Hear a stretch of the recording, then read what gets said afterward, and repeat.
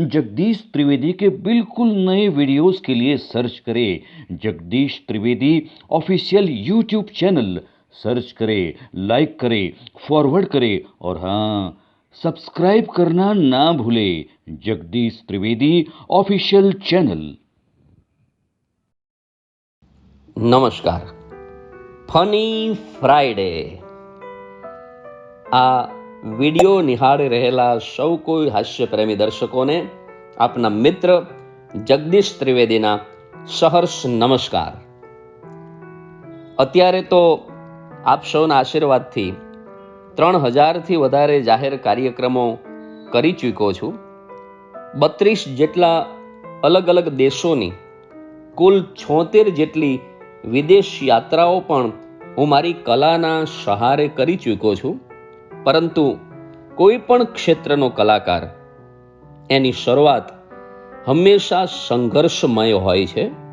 કારણ કે જેમની સંસારમાં વશમી સફર હોતી નથી એમને શું છે જગત એની ખબર હોતી નથી.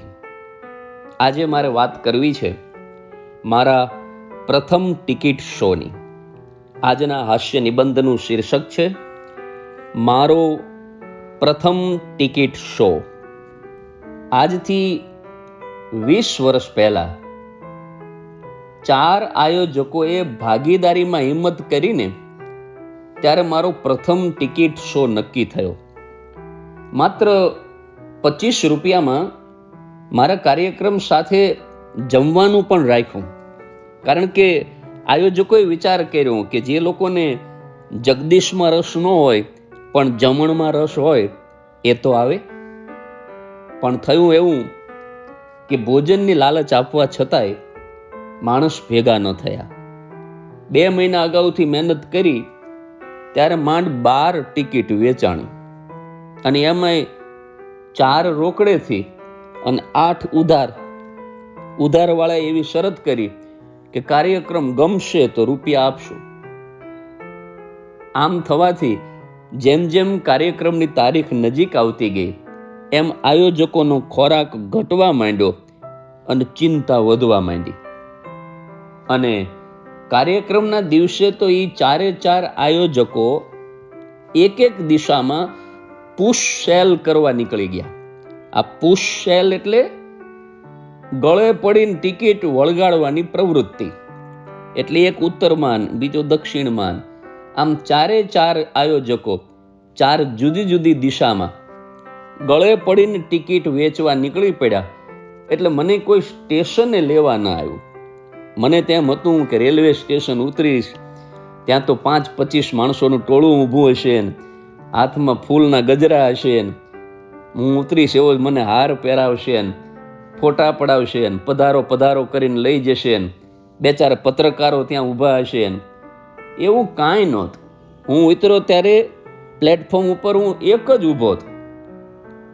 પછી જે ટિકિટ કલેક્ટર હતો, ગેટ ઉપર જે પ્રવાસીઓની ટિકિટ કલેક્ટ કરતો હતો, એને મેં જઈને કીધું, મેં કીધું મારું નામ જગદીશ ત્રિવેદી છે. એટલે એણે બગાસું ખાતા ખાતા કીધું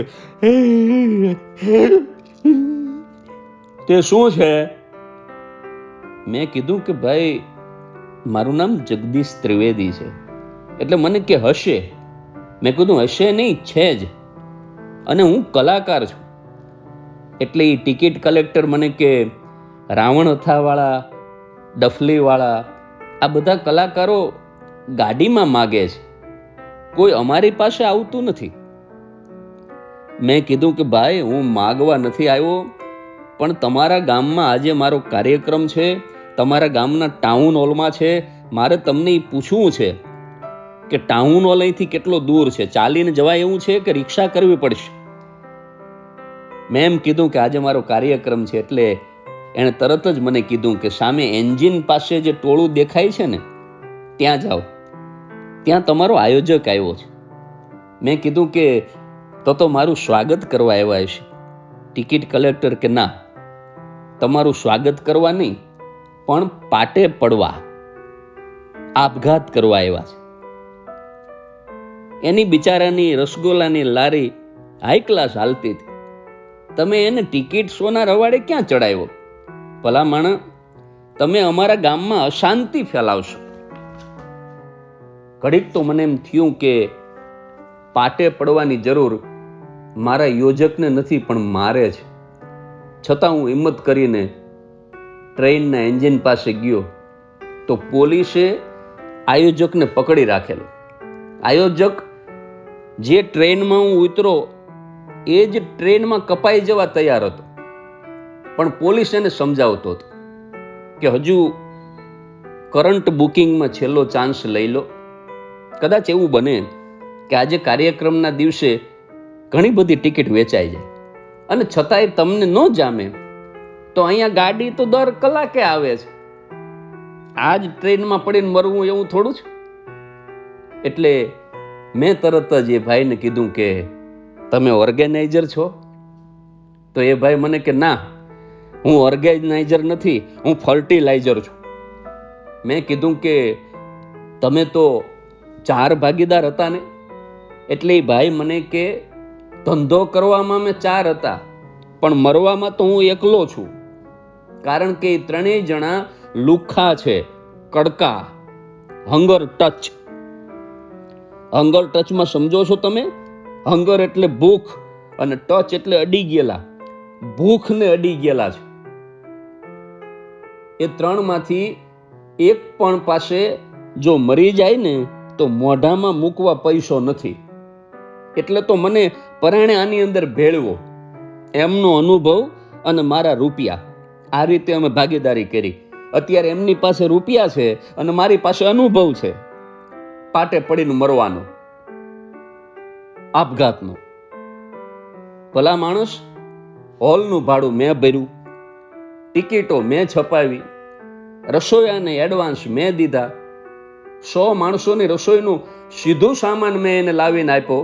છાપામાં નાખવા 1000 તો પેમ્ફલેટ છપાવી દીધા. અઠવાડિયાથી આખા ગામમાં રિક્ષા ફરે છે.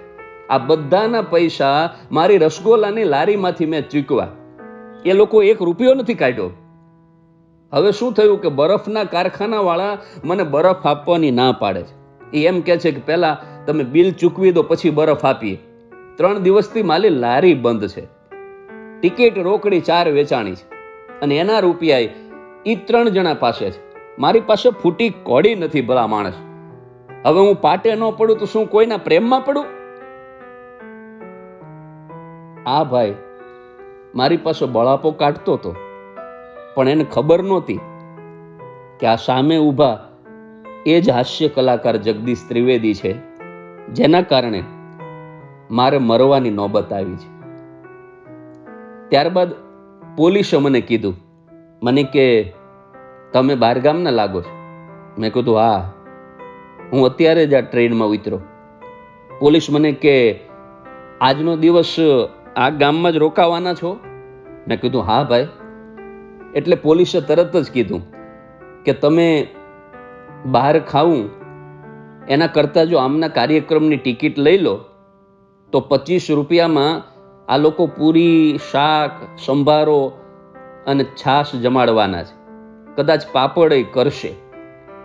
કાર્યક્રમ તો છે ને મુખવાસની માફત મફત છે. તમને ગમે તો સાંભળજો, નહીતર જગદીશ ત્રિવેદી કરીને કોઈ કલાકાર છે. મેં કીધું કેવો છે? મને કે ભાઈ મેં તો બહુ નામ સાંભળ્યું નથી, પણ તમને મજા આવે તો કાર્યક્રમ સાંભળજો, નહીતર ભરપેટ જમીન હોઈ જાજો. 25 રૂપિયામાં શું ખોટું ભાઈ? પોલીસે મને આ રીતે સલાહ આપી. જો હું પોલીસને મારી ઓળખાણ આપું તો એ આયોજકને પડતો મૂકીને મારો કાંઠલો પકડે અને એક માણસને આપઘાત કરવાની ઈચ્છા સુધી પહોંચાડવા માટે, આપઘાત કરવા માટે એને પરોક્ષ રીતે દુષ્પ્રેરણા આપવા માટે મારા ઉપર ગુનો પણ બને, અને ગુનો ન બને તો મારો તોડ તો થઈ જ જાય. એટલે આવી બીકથી મેં મારી ઓળખ ખાનગી રાખી. મેં પોલીસને કીધું નહીં કે તમે જે વાત કરો છો એ જ હું કલાકાર છું. મેં મારા પાકીટમાં જે કુલ 35 રૂપિયા હતા એમાંથી 25 રૂપિયા કાઢી હૃદય ઉપર પથ્થર મૂકી કઠણ કાળજે મારા પ્રથમ ટિકિટ શોની મેં એક ટિકિટ વેચાતી લીધી.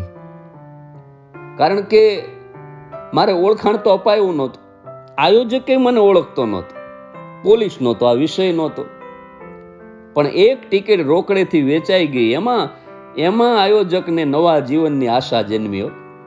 એ રાજી થઈ ગયો. 25 રૂપિયા ખિસ્સામાં મૂકીને તરત જ મને કે, જો ભાઈ, તમે જો 10 ટિકિટ એક સાથે ખરીદો ને તો તમારા હાથે દીપ પ્રાગટ્ય કરાવો. મેં કીધું, ભાઈ, હું આ ગામમાં જિંદગીમાં પહેલી વખત આવ્યો છું.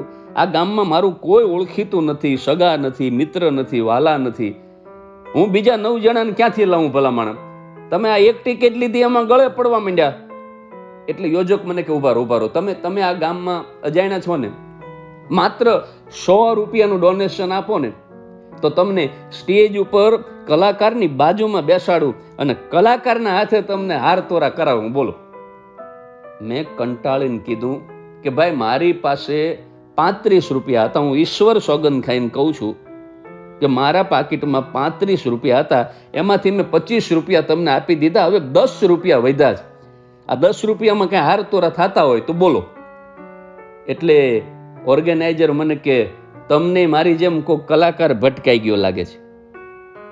પોલીસની નજર મારા ખિસ્સામાં પડેલા 10 રૂપિયા ઉપર હતી. એણે તરત જ આયોજકને કીધું કે તમે ટાઉન હોલ જ જાઓ છો ને? તો કે હા. તો કે આ ભાઈ રિક્ષામાં જશે ને તો 20 રૂપિયા થશે. એના કરતા તમારા સ્કૂટર ઉપર બેસાડતા જાઓ અને એ 10 રૂપિયા તમે લઈ લેજો. 10 રૂપિયાનો તમને ફાયદો, 10 રૂપિયાનો એમને ફાયદો. આયોજકને વાત સાચી લાગી. એ કે હાવ સાચી વાત છે. મને કે આવી જાઓ બોસ, તમને 10 રૂપિયામાં ટાઉન હોલ પહોંચાડી દઉં. અત્યારે હું મારો પરિચય ન આપું એમાં મોટો ફાયદો હોવાથી મેં છેલ્લા 10 રૂપિયા પણ કઠણ કાળજે આયોજકના હાથમાં મૂકી દીધા. સ્ટેશનમાંથી બહાર નીકળી અમે પાર્કિંગ લોટમાં આવ્યા. બાબા આદમ વખતનું સ્કૂટર એને એક બાજુ નમાવી અને યોજક કીક ઉપર કીક મારતો હતો, પણ સ્કૂટર ચાલુ થતું નહોતું. આવા સંજોગોમાં મેં એમને એક સવાલ કર્યો. મેં કીધું, તમે આજના કલાકારને પુરસ્કાર તો આપશો ને? એટલે એ કીક મારવાનું પડતું મૂકીને બોલ્યો કે પુરસ્કાર હોય? અરે એને તો તિરસ્કાર આપવો છે, તિરસ્કાર. એને આવવા તો દો પહેલા. મને આપઘાત કરવા સુધી પહોંચાડનારને જો હું અધમો ન કરી નાખું ને તો હું લાલાભાઈ લારી વાળો નહીં.